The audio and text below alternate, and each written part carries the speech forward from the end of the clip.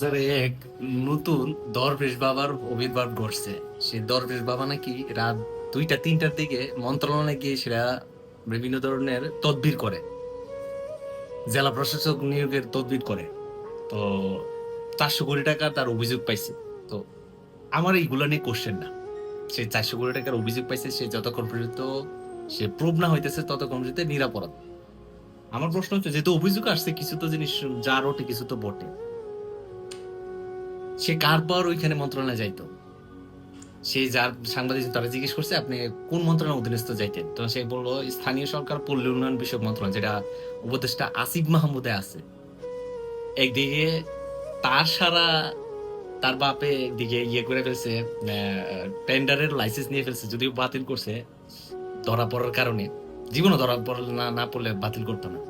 তো তার মানে পাওয়ারই তো সে মন্ত্রণালয়ে দরবেশ বাবা আসা যাওয়া করতো। তো এখন সবাই দেখলাম যে দরবেশ বাবা নিয়ে বলতেছে, কিন্তু উপদেষ্টা আসিফ নিয়ে কিছু বলে না। কেন? বাসরের নাম নিতে কি লজ্জা লাগে? আর যারা হচ্ছে এই যে অভিযোগ হইলো, জেলা প্রশাসক গুলা নিয়োগ পাইলো তদবিরের মাধ্যমে, তাদেরকে কেন ধরা হইতেছে না? নাকি জেলা প্রশাসক নিয়ে কথা বলতে আপনারা ভয় পাইতেছে? হুম?